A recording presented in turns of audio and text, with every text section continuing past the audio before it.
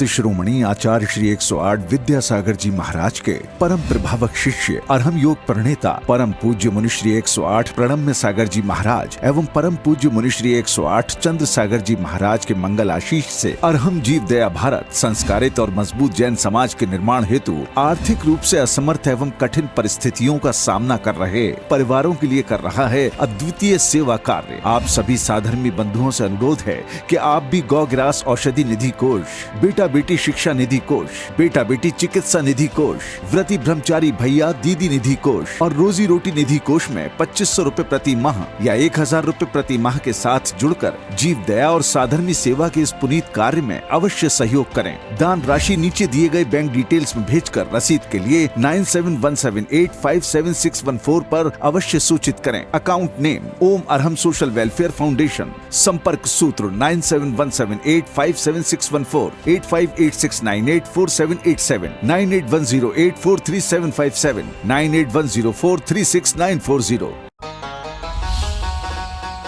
इस कार्यक्रम के पुण्यार्जक हैं प्रणम्य वाणी देवदूत। प्रणम्य गुरु की वाणी पहुँचे घर घर, सम्यक ज्ञान प्रभावना होवे घर घर। सभी प्रणम्य वाणी देवदूत के पुण्य की बहुत बहुत अनुमोदना। मात्र 12,000 रूपए वार्षिक सहयोग राशि प्रदान कर प्रणम्य वाणी देवदूत बने। अधिक जानकारी के लिए संपर्क करें। गुरु चरणों में समर्पित गुरु भक्त परिवार USA।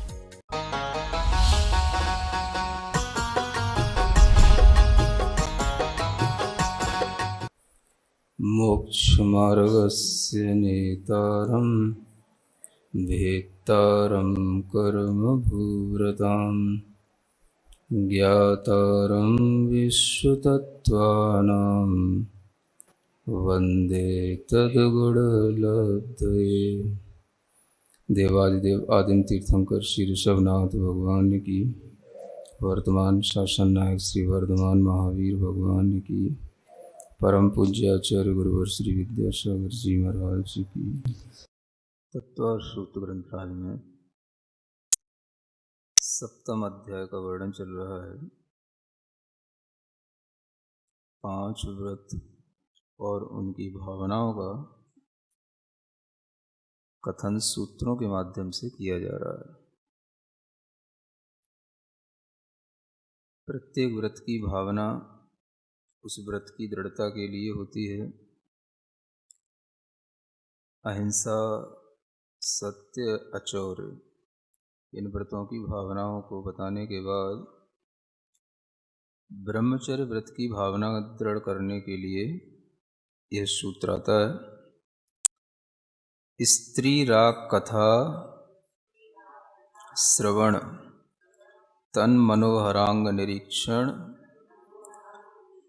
पूर्वरतानुस्मरण, वृश्येष्ट रस स्व शरीर संस्कार त्यागाः 5। ये 5 भावनाएं हैं ब्रह्मचर्य व्रत के लिए। ब्रह्मचर्य महाव्रत का भी इसी में भाव आ जाता है और अणुव्रतियों के लिए भी यही भावना है।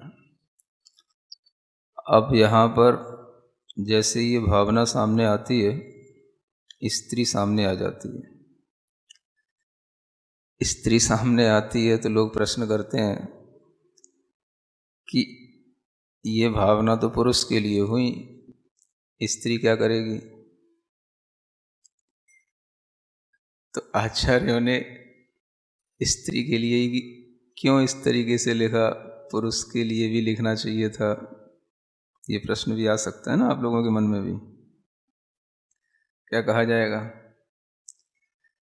स्त्री को अगर यहाँ कहा जा रहा है स्त्री राग कथा श्रवण, ये पहली भावना है, यानी स्त्री संबंधी राग कथाओं को सुनना, है ना। सुनने का मतलब यहाँ पर सुनने का विधान नहीं किया जा रहा है।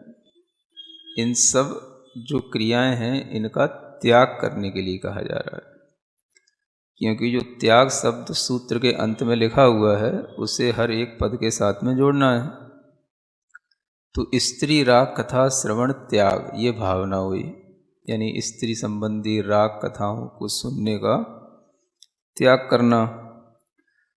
तो यह कथानक जो है मुख्य रूप से जो होता है यह पुरुष को ही दृष्टि में रख करके किया जाता है, क्योंकि व्रतों में महाव्रती का ही बहुत महत्व है और महाव्रत जो मुख्य रूप से होते हैं वो पुरुष के ही पास होते हैं। अब कोई कहे यारिका भी महाव्रती होती हैं, तो वह सब उपचार से महाव्रत कहा गया है। उसे आप यथा योग्य लगा सकते हैं कि जो स्त्रियां भी हैं अगर वो ब्रह्मचर्य व्रत की साधना करती हैं तो उन्हें यहाँ पर पुरुष संबंधी राग कथा श्रवण का त्याग करना भी इसमें गर्भित है। लेकिन एक कथन एक बार जो किया जाता है वो किसी मुख्यता से ही किया जाता है, और मोक्ष मार्ग में जो मुख्यता है वह मुनि की है, क्योंकि उसके लिए साक्षात मोक्ष मार्ग बनता है, बाकी का तो उपचार से बनता है। इसलिए यहाँ पर मुनि की दृष्टि में या कोई भी क्षुल्लक ऐलक या कोई भी व्रती की दृष्टि रखते हुए कि जो आगे बढ़कर के इस साधना के माध्यम से, इन व्रतों के माध्यम से, गुप्तियों के माध्यम से आगे और अपने सामायिक आदि चारित्र में लीन हो सके, और वही जीव जो है ध्यान आदि के माध्यम से केवल ज्ञान को प्राप्त कर लेता है, तो इस तरह की दृष्टि को रखते हुए यहाँ पर पुरुष की मुख्यता से कथन किया जाता है।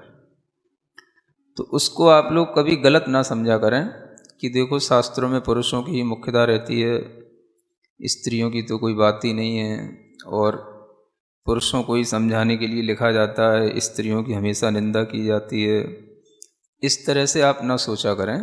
आप ये सोचा करें कि मोक्ष मार्ग में मुख्यता जो है वो पुरुष की है, क्योंकि केवल ज्ञान भी अगर प्राप्त होता है तो साक्षात पुरुष को ही प्राप्त होता है।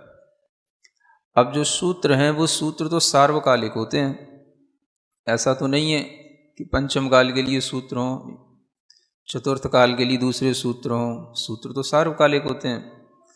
तो जो सूत्र अभी इस पंचम काल में भले ही आपके लिए वह पंचम काल की अपेक्षा से आपको सोचने में आ रहे हैं, लेकिन वो सूत्र तो सर्वकाल इसी तरह से रहेंगे। तो ब्रह्मचर्य व्रत की भावना चतुर्थ काल में भी धारण करने वाला कोई होगा तो यही भावना करेगा।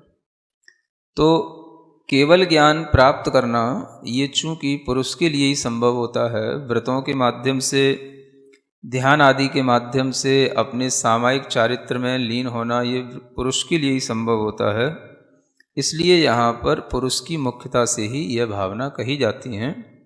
किंतु जो स्त्रियां भी इस तरह के व्रत का पालन करती हैं वो अपने विपरीत भाव को समझ करके उसकी जगह पर पुरुष शब्द लगा करके अपना भाव उसमें व्रत में जोड़ सकती हैं, उसमें कोई बाधा नहीं है। तो ये मुख्य गौड़ व्यवस्था इसी को बोलते हैं कि यहाँ पर पुरुष की मुख्यता क्यों है, क्योंकि पुरुष साक्षात मोक्ष मार्ग के लिए तैयार रहता है और पुरुष को ही साक्षात केवल ज्ञान की प्राप्ति भी होती है। इसलिए उसी दृष्टि से ये यहाँ पर व्रत आदि के दोष भी बताए जाते हैं और उनकी भावना भी बताई जा रही है। तो यहाँ पर कहा जा रहा है राग कथा का श्रवण किसी भी तरह से पुरुष के लिए स्त्री के संबंधी और स्त्री के लिए पुरुष संबंधी। राग कथा का श्रवण करने का मतलब यह है कि अगर हम किसी की कथा सुनते हैं, किसी के बारे में ज़्यादा चर्चा करते हैं या चर्चा सुनते हैं, तो उससे भी हमारे अंदर एक राग की प्रवृत्ति पैदा हो जाती है। कई कथानकों में ऐसा देखने को मिलता है कि जैसे कोई नारद जी हैं या कोई और व्यक्ति है, कहीं कोई स्त्री को देखा और उसके रूप सौंदर्य का वर्णन किसी राजा से जाकर के कर दिया, तो राजा भी उसको पाने के लिए लालायित हो गया। तो कथा करने मात्र से ही राग पैदा हो जाता है।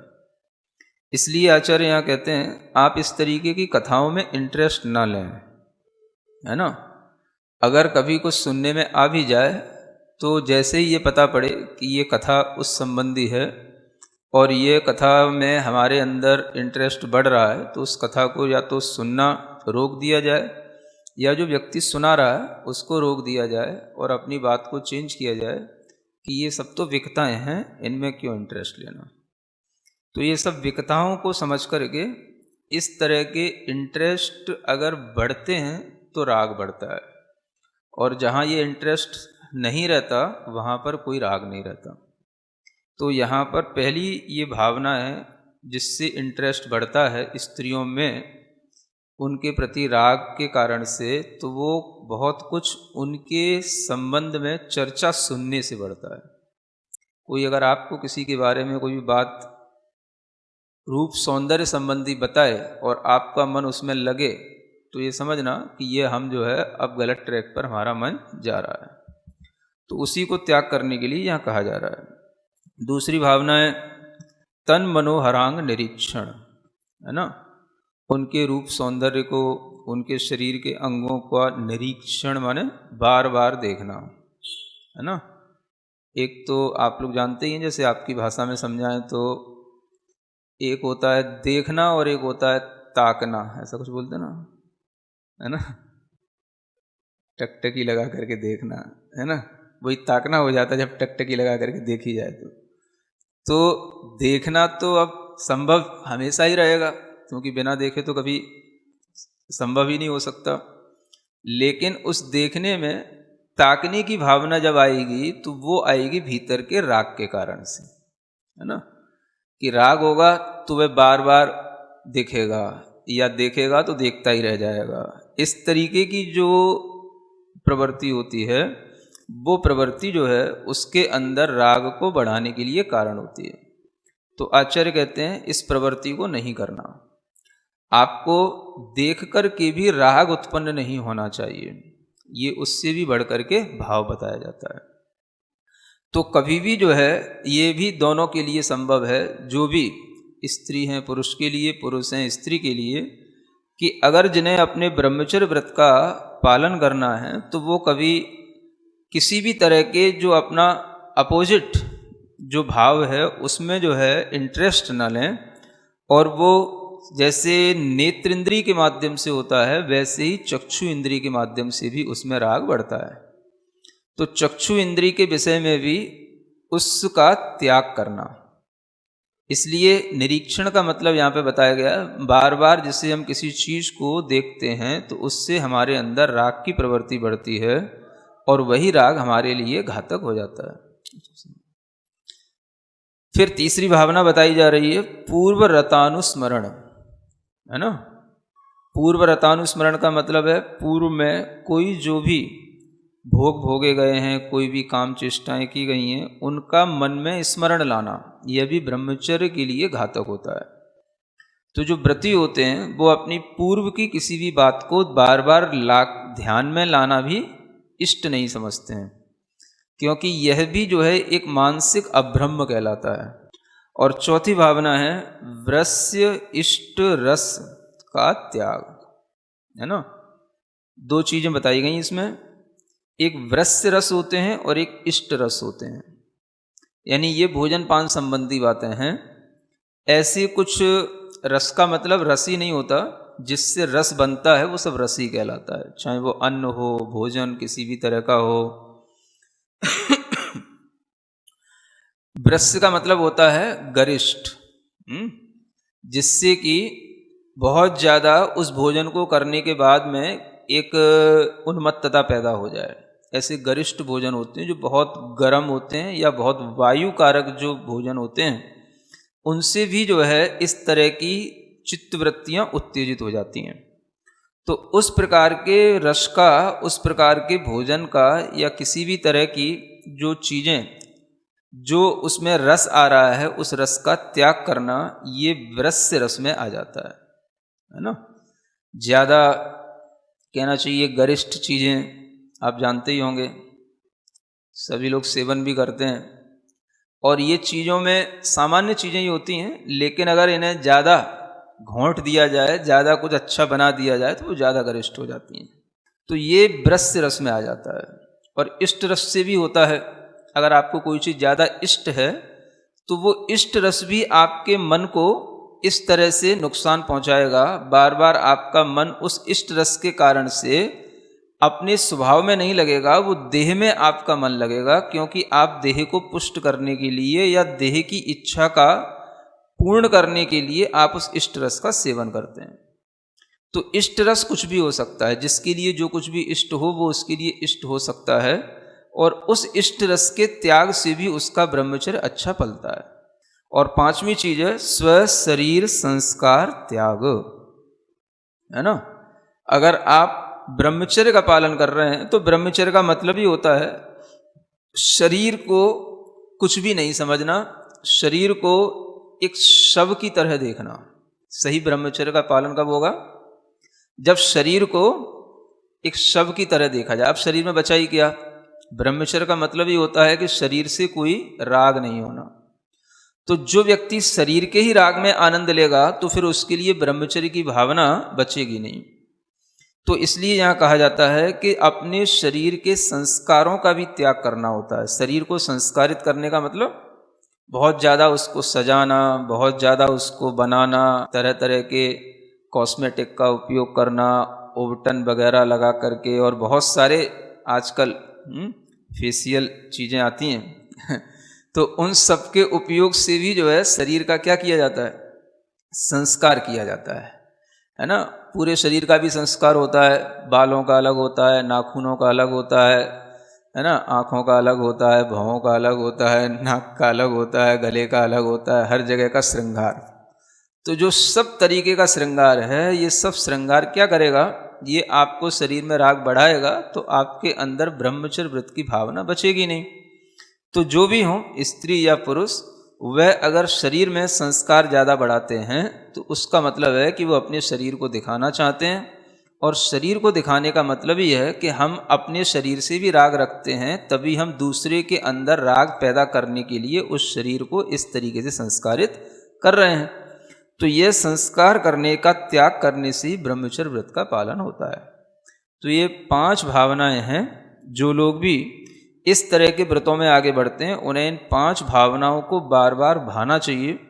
और इन 5 भावनाओं में से किसी भी भावना में हो सकता है आपके लिए एक भावना पल जाती हो, 2 पल जाती हो, 3 पल जाती हो, 4 पल जाती हो, एक ना पलती हो, उसको भी पालने की कोशिश करना। उसके लिए भी भावना करना कि जब हमने इस तरह का व्रत लिया है तो अब हमें इन चीज़ों से क्यों प्रयोजन है, और जो चीज़ आगम में निषिद्ध हैं हमें अगर वही प्रवृत्ति फिर से करनी पड़ेगी तो हमारे व्रत का कोई महत्व नहीं रहेगा। इस तरह से जो ब्रह्मचर्य व्रत की परिपक्वता के लिए भावना करता है उसका वह व्रत दृढ़ होता है, उसकी मानसिकता धीरे धीरे स्थिर होती चली जाती है, और उसके मन में अपनी चंचलता के कारण से जो विकृतियाँ आती हैं वो भी उसकी साधना इसी तरह की भावना के कारण से पूर्ण हो जाती है। तो ये 5 व्रतों की भावनाओं में अब एक अंतिम जो व्रत है वो है अपरिग्रह व्रत। उसके लिए भी आचार्य यहाँ भावना कहते हैं मनोज्ञा मनोज्ञेन्द्रिय विषय राग द्वेष वर्जनानि 5। हाँ, यहाँ पर भी 5 भावनाएं हैं, शॉर्ट में है। मनोज्ञ और अमनोज्ञ इंद्रिय के विषयों में राग और द्वेष का वर्जन करना यानी छोड़ना या त्याग करना, ये 5 चीजें हो जाती हैं। 5 कैसे हो गई? इंद्रियों के विषय 5 हैं। स्पर्शन इंद्रिय का स्पर्श विषय है, रसना इंद्रिय का रस विषय है, घ्राण इंद्रिय का गंध विषय है, चक्षु इंद्रिय का रूप विषय है, और कर्ण इंद्रिय का शब्द या संगीत यह विषय होता है। तो इन 5 इंद्रियों के जो ये 5 विषय हैं ये मनोज्ञ भी होते हैं और अमनोज्ञ भी होते हैं। मनोज्ञ माने जैसा शब्द ही कह रहा है, मन इन्हें जानने की इच्छा रखता है, मन इनमें उत्सुक रहता है, मन इनको पकड़ना चाहता है, वो हो गए मनोज्ञ, है ना। जो हमारे मन के लिए सुखकर लगे, मन को सुख पहुंचाएं, वो कहलाते हैं प्लीजेंट ऑब्जेक्ट्स। और जो मन के अंदर अमनोज्ञता पैदा करें, उसको बाहर ले जाओ, अमनोज्ञता पैदा करें, वह अमनोज्ञ जो विषय हैं जिसके कारण से मन में असुहावनापन लगता है, उसके कारण से वह अमनोज्ञ विषय कहलाता है। उसको ही यहाँ पर कहा जा रहा है कि विषय चाहे कैसा भी हो, वह विषय आपके लिए होगा तो वह एक विषय दो रूप में ही होगा, या तो मनोज्ञ रूप में होगा या अमनोज्ञ रूप में होगा। अगर मनोज्ञ रूप में होगा तो वह राग पैदा करेगा, अमनोज्ञ रूप में होगा तो वह द्वेष पैदा करेगा। तो राग और द्वेष किसी भी तरीके से जब उत्पन्न होता है तो उसको छोड़ना है ना। छोड़ने का मतलब ये होता है कि उस राग और द्वेष में क्या रखना, समभाव रखना। यानी कि राग में जैसे हम अपने मन की प्रवृत्ति आगे की ओर ले जाते हैं, तो द्वेष में मन की प्रवृत्ति एक भीतर अलग तरीके के घृणात्मक खिंचाव के रूप में होती है। तो उसमें ना तो रागात्मक झुकाव हो, ना उसमें घृणात्मक खिंचाव हो। किसमें? मन में। क्योंकि द्वेष में भी मन में शांति नहीं होती है। द्वेष में भी मन क्या होता है, भीतर ही भीतर उस चीज से बचने के कारण से भयभीत सा रहता है। और द्वेष में भी अगर मन के अंदर भय रहेगा तो फिर वो मन समभाव में नहीं रहेगा, मन तो फिर भी दुखी ही है। कभी कभी किन्हीं चीजों से बचने के लिए हम कोशिश तो करते हैं, और उस कोशिश में मन जो है भीतर से भयभीत हो जाता है। ऐसा भी भयभीत हो सकता है कि वो चीज फिर सामने ना आ जाए, मिल ना जाए, और मिल भी जाएगी क्योंकि चीजें तो सब सामने रहेंगी। तो अगर मन में भय होगा तो फिर मन के अंदर क्या होगा, उससे जो है हमेशा एक घृणात्मक वृत्ति पैदा हो जाएगी। तो घृणा नहीं करना ये यहां बताया जा रहा है। यानी कि किसी भी वस्तु से अगर राग छोड़ना है तो घृणा भी नहीं करना है। अगर मन में उस परिग्रह के प्रति मम इदम ऐसा भाव है, मेरा यह है, मेरा यह है, इस तरीके का भाव रहता है तो मन उस ओर जाता है। और अगर मन से भाव हट जाए कि यह मेरा नहीं है, परिग्रह परिग्रह है, परवस्तु परवस्तु है, मैं स्व हूं, स्व कभी पर नहीं हो सकता, पर कभी स्व का नहीं हो सकता। ये प्रशिक्षण यदि मन को मिल जाता है और मन उसे स्वीकार कर लेता है तो ये अपरिग्रह की भावना पलती है। परिग्रह तो हमेशा रहेगा ही। सामने चेतन पदार्थ भी परिग्रह होता है, अचेतन पदार्थ का भी परिग्रह होता है, और चेतन अचेतन दोनों का मिश्र भी परिग्रह होता है। बाहरी परिग्रह भी हो गया, ये सब बाहरी परिग्रह है, और भीतरी परिग्रह भी होता है। तो बाहरी परिग्रह तो एक त्यागने योग्य होता है, छोड़ने योग्य होता है, वो छूट भी जाता है, छोड़ दिया। लेकिन भीतरी परिग्रह क्या है, तो जो भीतरी भाव हैं वो भीतरी परिग्रह हैं, जो भाव वैसे के वैसे ही बने हुए हैं। कसाय के भाव, वेदों के जो राग हैं, स्त्री वेद पुरुष वेद संबंधी, इन राग के भाव, या हास्य आदि 9 कषायों की प्रवृत्तियों वाले भाव, या मिथ्यात्व के भाव, जो भाव वैसे के वैसे ही बने हुए हैं, वो भीतरी अभ्यंतर परिग्रह कहलाता है। तो यहां पर जब ये परिग्रह से रहित मनोवृत्ति बनती है तो उसके लिए न कुछ मनोज्ञ होता है न कुछ अमनोज्ञ होता है। वह अपने स्वभाव में यह परिग्रह से निर्मुक्त होकर के किसी में भी अपना मन नहीं लगाता। मन तो उसको अपने स्व उपयोग में ही लगाना है। तो इसलिए जो है यहाँ पर ये बहुत बड़ा सूत्र है। जितना ही छोटा दिख रहा है ये इतना ही बड़ा सूत्र है। शॉर्ट में पूरी दुनिया समेट दी इसमें, है ना, क्योंकि दुनिया में इसके अलावा तो कुछ है ही नहीं। इंद्रियों के विषय वो या तो अच्छे लगने वाले या बुरे लगने वाले, तो उन दोनों में ही राग और द्वेष को छोड़ देगा जो व्यक्ति, वो व्यक्ति अपने आप में इतना स्वनिष्ठ हो जाएगा, आत्मनिष्ठ हो जाएगा कि उसके लिए कोई भी चीज की तरफ मन जाना भी उसे परिग्रह से जुड़ने के भाव में आने लगेगा। इसलिए आचार्य कहते हैं कि परिग्रह कोई भी चीज बन सकती है। द्रव्य, क्षेत्र, काल, भाव, कोई भी चीज परिग्रह बन सकती है। एक विशेष बात यह है ना। द्रव्य में तो चलो आप इंद्रियों के विषय आ गए, द्रव्य हो गया। क्षेत्र भी कोई परिग्रह बन सकता है। क्षेत्र माने हाँ स्थान विशेष तो स्थान विशेष में ही मान लो आपको अच्छा लगने लग जाए तो वो भी परिग्रह बन सकता है। समझ आ रहा है? वो भी आपके लिए मनोज्ञ लगे। काल भी आपके लिए परिग्रह बन सकता है। कौन सा काल हमारे लिए बहुत अच्छा लगता है, जिसमें बड़ा सुकून मिलता है, सुख मिलता है शरीर को, वो काल भी परिग्रह लग सकता है। तो आप हमेशा उसी का इंतजार करेंगे। वो मौसम कब आएगा, वो टाइम कब आएगा, वो ऋतु कब आएगी, उसका आप इंतजार करेंगे, वो परिग्रह हो गया, है ना। ये भी एक सूक्ष्म बात है। और अगर वो नहीं है तो आपके सामने जो होगा उससे आप घबराएंगे ना, क्योंकि इंद्रिय विषय संबंधी राग से ही ये द्रव्य चित्र काल भाव के राग आएंगे। तो वह भी उसका छूटेगा, उसका भी वर्जन वो कर लेगा, तभी वो सामायिक निष्ठ आत्मा कहलाएगा। तो ये सब समता भाव की पूर्ति करने के लिए हैं। इसलिए ये अहिंसा आदि व्रतों में दृढ़ता इन भावनाओं के माध्यम से बहुत अच्छी आती है। यह जो साधक करते हैं उन्हें इसकी अनुभूति होती है। आगे आचार्य कहते हैं कि जो आपने व्रत लिए और इन व्रत की जो आप भावनाएं कर रहे हैं, तो आपके मन में फिर भी विचार तो आता ही होगा कि जो हिंसा आदि पाप हैं इनमें बुरा क्या है, हैं? कभी कभी विचार तो आता ही होगा। तो उस विचार को भी यहां पर रोकने के लिए कुछ भावना दी जा रही है। क्या सोचना है आपको? हिंसा दिश्विहा मूत्रापाया वद्य दर्शनम।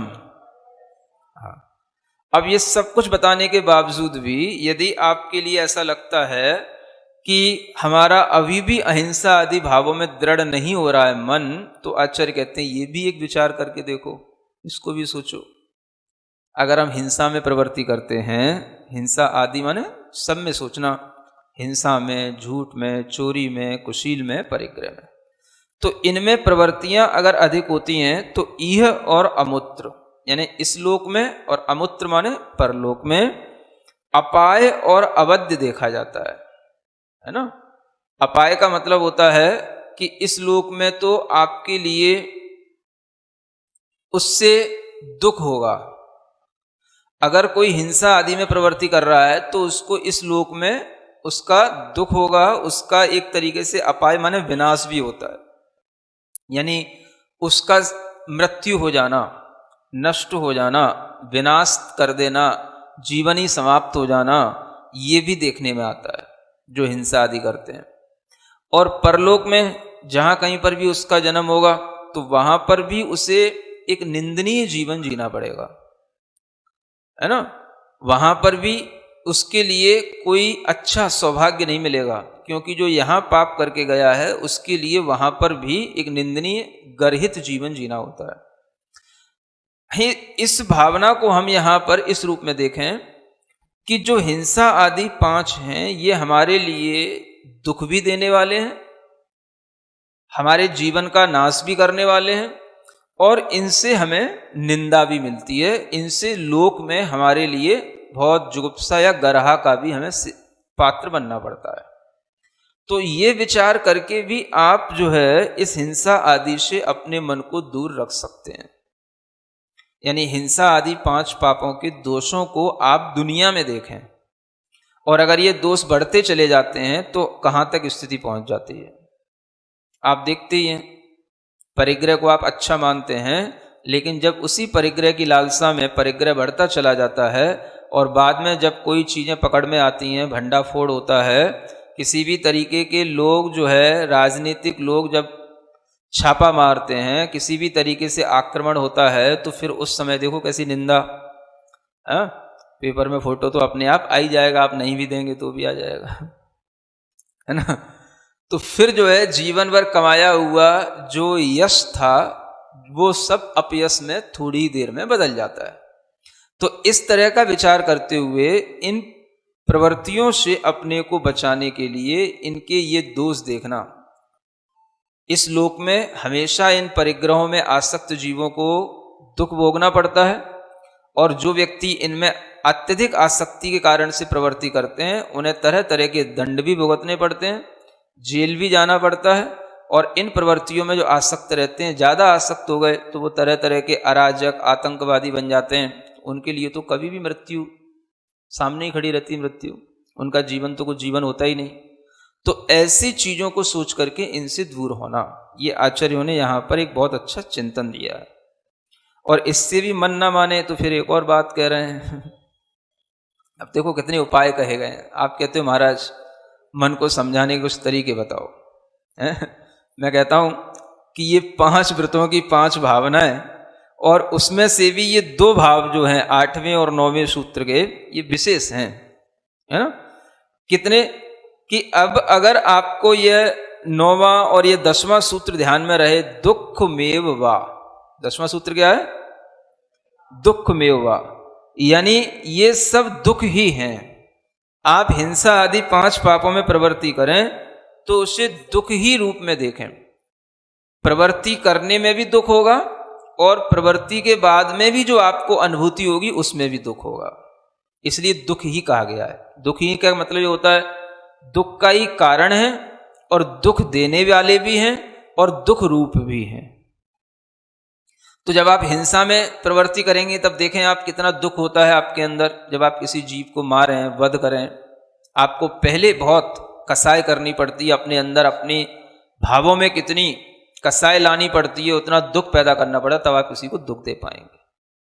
झूठ भी बोलेंगे तो भी आपको अपने मन में बहुत ज्यादा सोचना पड़ेगा कैसे उसको झूठ बोलना, किस भाव से झूठ बोलना है, कैसी एक्शन करके झूठ बोलना ताकि उसको झूठ भी झूठ समझ में ना आए। चोरी करने वाला तो कितना डरा हुआ रहता ही है, कुशील करने वाले के लिए तो दुख देखने में ही आता है, और परिग्रह करने वाले को दुख देखने में नहीं आता। परिग्रह रखने वाले का दुख किस रूप में रहता है? तो उसका दुख तब देखने में आता है जब उसका परिग्रह नष्ट होने लग जाता है, या उस परिग्रह की चिंता में वो डिप्रेशन में जाने लग जाता है ना। इकट्ठा करते हुए या सेवन करते हुए कभी कभी आपको लग सकता है कि इन चीजों में सुख है, लेकिन जब इनका सेवन करने के बाद जब अनुभूति की जाती है तो इसमें दुख ही आपको प्राप्त होगा। इसलिए कोई भी चीज जो ये रूप 5 रूप में है, वह 5 रूप में जो प्रवृत्तियां एक आवश्यकता से अधिक या अव्रत के रूप में जो सामने आती हैं तो वे दुख के ही कारण से आती हैं, दुख ही देती हैं। कोई भी चीज हो तो इस तरह से दुख के रूप में इनको देखो। 5 ही पाप हैं, पाप ही दुख हैं, ये दुख के कारण हैं और दुख ही इनका एक फल है, और उस फल से फिर दुखी ही होना होता है।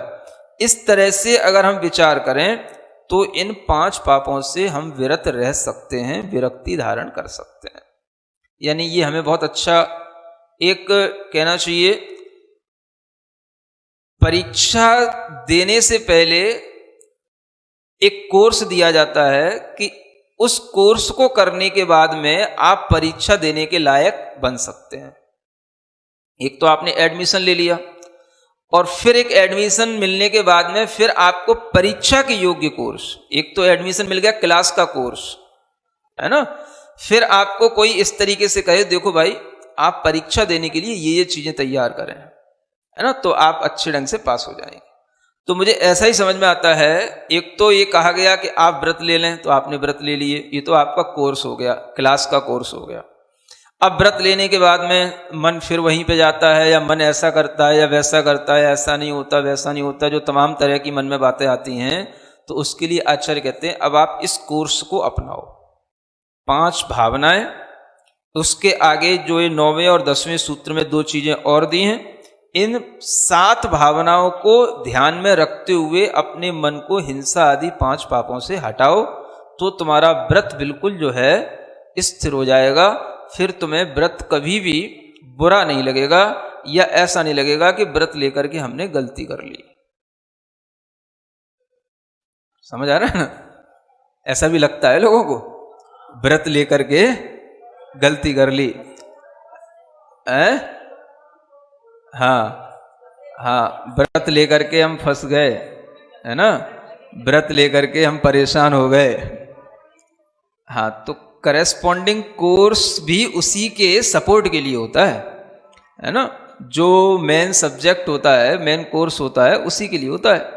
तो आप इसको इसी रूप में देखें, ये बहुत अच्छी, इसलिए देखो आचार्यों ने कितनी मेहनत की है हम लोगों के साथ में कि आप इस तरीके की भावना भाएंगे तो आपका मन जो है बिल्कुल स्थिर रहेगा। ये कितना अच्छा मनोविज्ञान है ना।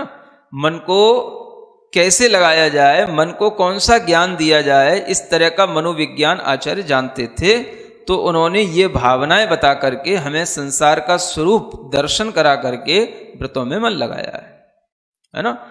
इस तरह की ये भावनाएं ही व्रतियों के लिए उपयोगी हैं। इनमें ज़्यादातर आप देखेंगे सभी भावनाएं एक तरह की निषेधात्मक हैं, है ना। कैसी हैं? इनसे बचो, इनसे बचो, ये नहीं करो, ये नहीं करो, ये नहीं करो, है ना। ज़्यादातर सभी में देखेंगे ज़्यादातर क्या है? रोकने रूप हैं, मन को रोकने रूप हैं। तो मन को रोकने के लिए मन को समझाना पड़ता है, तो उसमें भी एक परिश्रम होता है।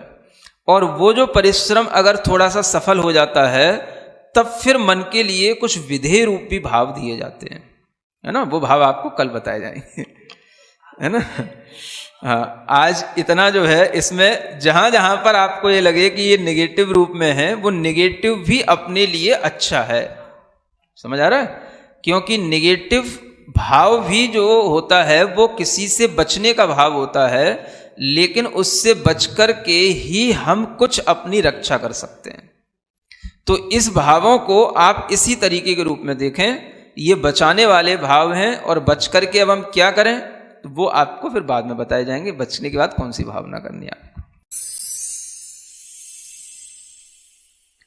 सिरिजिण वाणी जग कल्याणी, जग जन मदतम मोहरी, जणमण हारी गढ़हर हारी, जम जरा भव रोग हरी, तिथ्य राणम दिव्य झुणिम जो पड़ई सुणई मय्ये धारई, राणम सौख मणंतम धरिय, सासद मोक्ष पदम पावई, सासद मोक्ष पदम पावई।